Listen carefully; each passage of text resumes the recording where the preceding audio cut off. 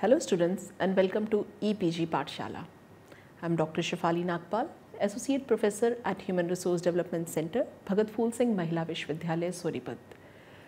We are studying the paper Development of the Management Thoughts, Principles and Types under Human Resource Management title. Let us study planning, its objective and its function. After the completion of this module, you will be able to know about planning, its meaning and importance, to learn the type of planning based on the different classification, and to gain understanding into the process and objectives of comprehensive planning. Let us begin with the introduction of this concept. Management planning is a process of assessing an organizational goal and creating a realistic, detailed plan of action for meeting those goals. The necessary steps in the management planning process involve creating a roadmap that outlines each task that the company must accomplish to fulfill its overall objectives. Much like writing a business plan, a management plan takes into the consideration short and long-term corporate strategies. A primary management function involving the formulation of one or more detailed plans to achieve an optimum balance of needs or demands with the available resources. The planning process includes identifying the goals or objectives to be achieved, formulate strategies to achieve them, arrange or creates the means required, implement, directs and monitors all the steps in the proper sequence. Henry Fayol has defined planning as to manage is to forecast and plan, to organize, to command and to control.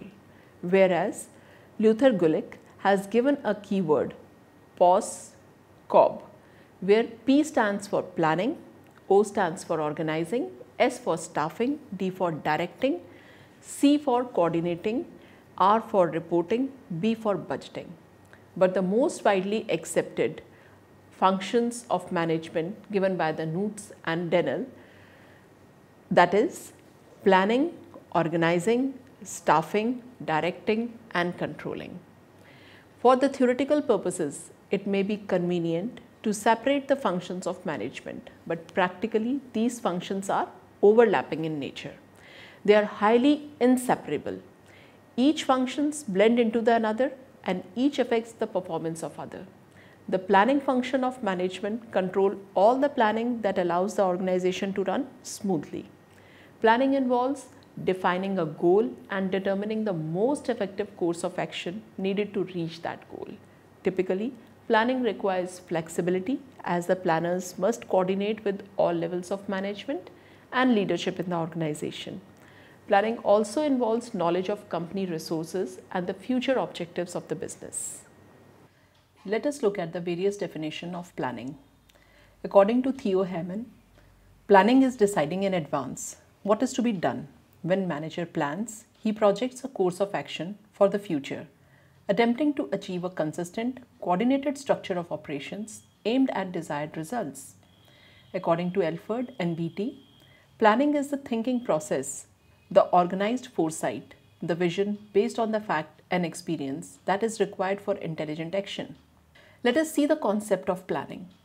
Planning is based on the theory of thinking before acting. Planning is an integral part of our life. We make plans according to the limitation of our budget and resources to get maximum satisfaction and to fulfill goals from outside activities. Planning is the most basic and primary function of management. It is predefined and decided outline of the activities to be conducted in an organization. Planning is a process of deciding when, what, where and how to do a certain activity before starting a work. It is an intellectual process which needs a lot of thinking before the formulation of the plans. Planning is to set goals and to make certain guidelines to achieve those goals. Also, it means to formulate the policies, segregation of budget, future programs, etc. These all are done to make the activity successful. Management has been described as a social process involving responsibility of careful and effective planning, regulation of the operations of an enterprise in the fulfillment of the given purpose. It is a dynamic process consisting of the various elements and activities. These activities are different from operative functions like marketing, finance, purchase, etc. Rather, these activities are common to every manager, irrespective of his level or status. Different experts have classified functions of management. According to George and Jerry, there are 4 fundamental functions of management, that is, planning, organizing, coordinating, and controlling. As you can see in the planning cycle, the various steps are defined. All the other functions of the management is useless if there is no proper planning system in any organization. So planning is the basis of all the functions. Thus, planning is the map or a blueprint for an organization. Any organization can have different plans. We can classify the types of plans in the following ways. Operational plan. These are the plans which are formulated by the lower level management for a short-term period up to 1 year. It is concerned with the day-to-day operations of the organization.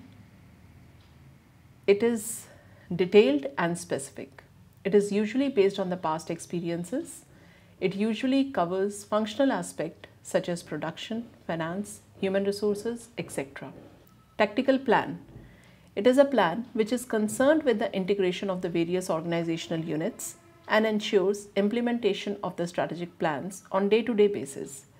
It involves how the resources of an organization should be used to achieve the strategic goals. The tactical plan is also known as coordinative or functional plan. Strategic plan. Strategic plan is a plan which is formulated by the top level management for a long period of 5 years or more. They decide the major goals and policies to achieve these goals. It takes in a note of all the external factors and risk involved and make a long-term policy of the organization. It involves the determination of the strengths and the weaknesses, external risks, mission and control system to implement these plans. We can also classify by managerial levels. It is top level plans.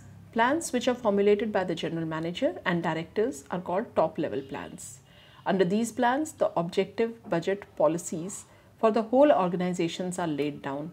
These plans are mostly long-term plans. Middle level plans. Managerial hierarchy at the middle level includes the departmental managers. A corporate has many departments like purchase, sales, finance, personnel departments and many more. These plans formulated by the departmental managers are called the middle level plans. Lower level plans. These plans are prepared by the foreman or the supervisors. They take the existence of the actual workplace and the problems connected with it. They are formulated for a short period and are called short-term plans. The classification of planning by time is long-term plan.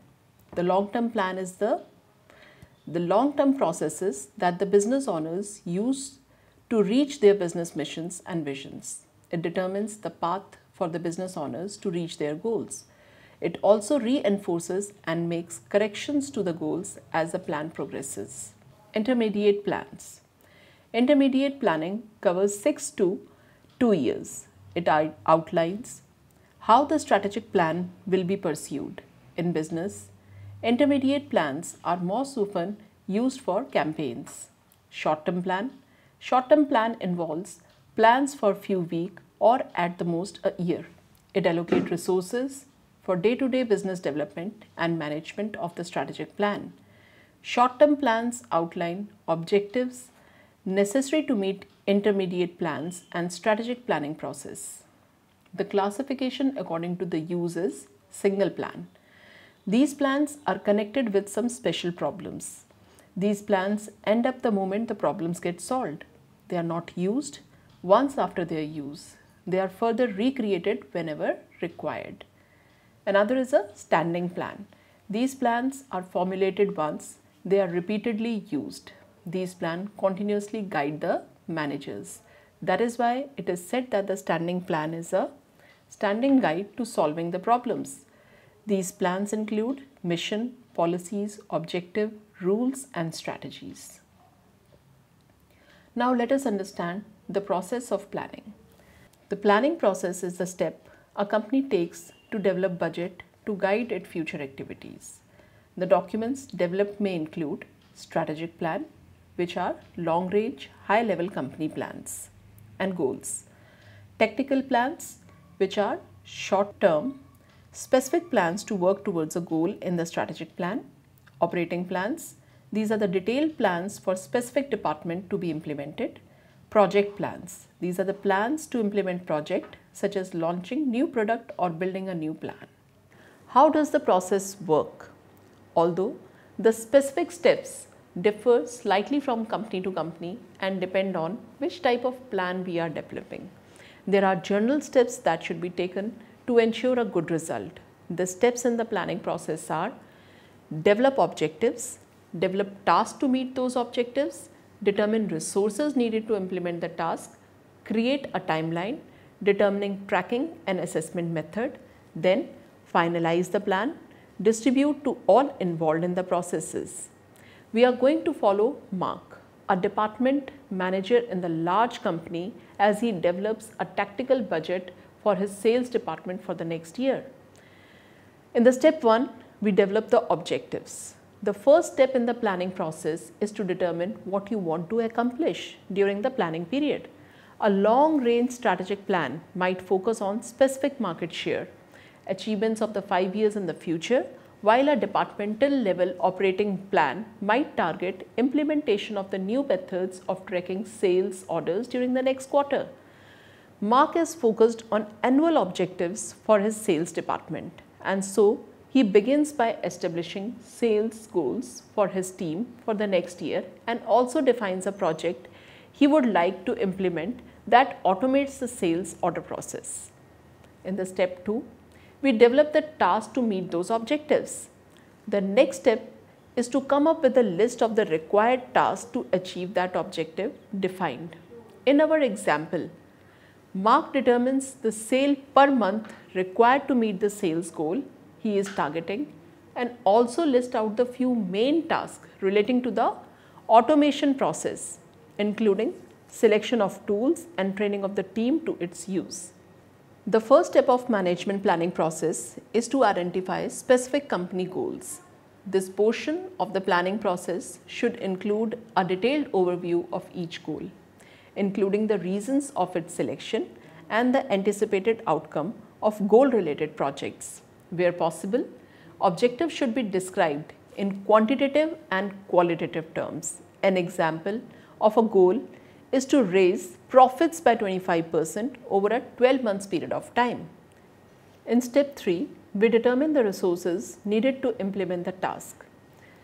Resources to implement the objectives need to be determined. In this case, resources include both people required to implement the plan and the supplies or other resources required to support those people.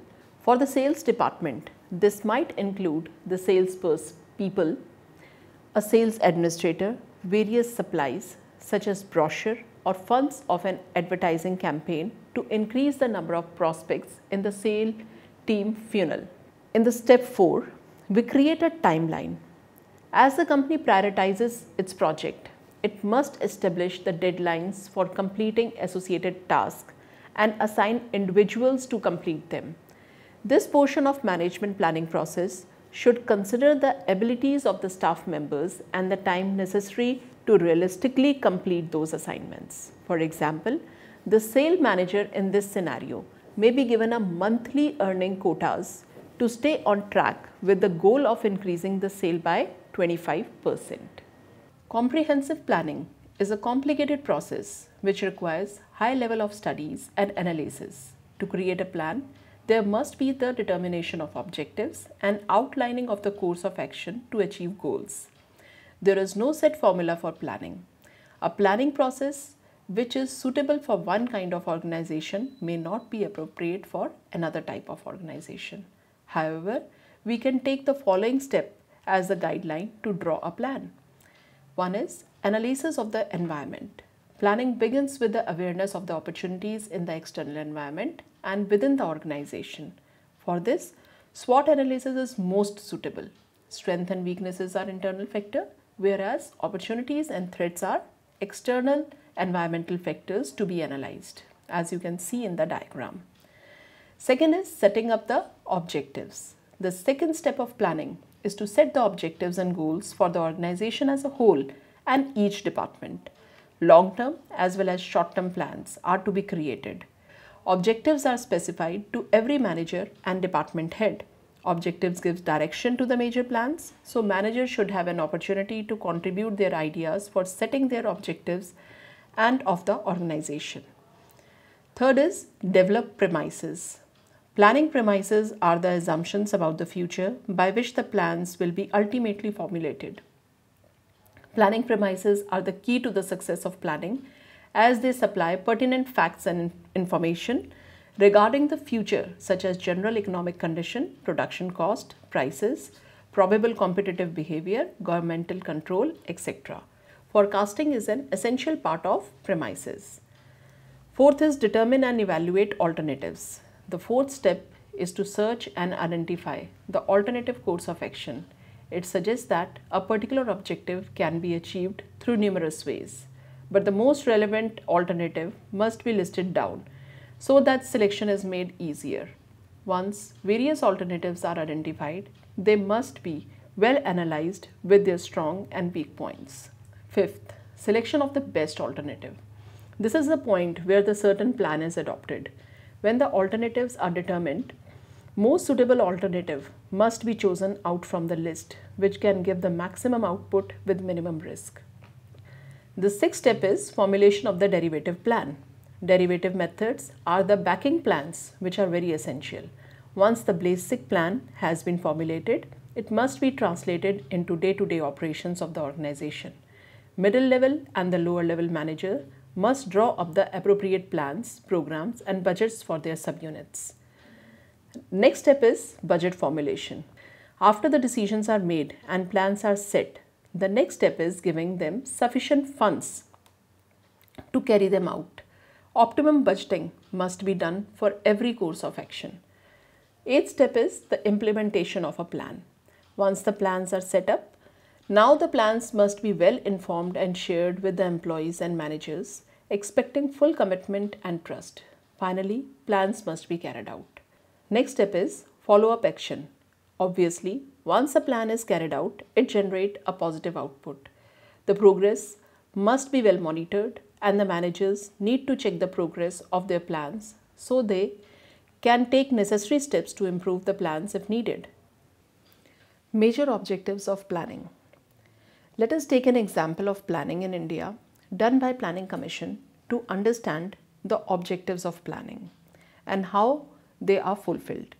The basic objective of planning in India, according to the Planning Commission, can be grouped under the heads of growth, modernization, self-reliance, and growth by raising national income, full employment, and social justice. Now let us study in detail the main objective of this plan. High rate of growth.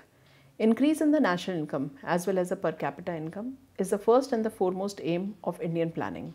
On looking plan-wise objective of the various plan, it is evident that the first 5-year plan has envisaged a target of 11% increase in national income while it rose by 18%.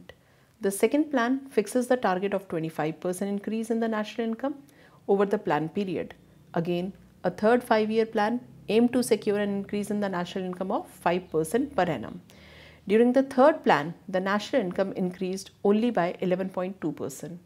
The fourth plan has visualized to attain the growth rate at 5.7% per annum, but it remained at 3.4% per annum.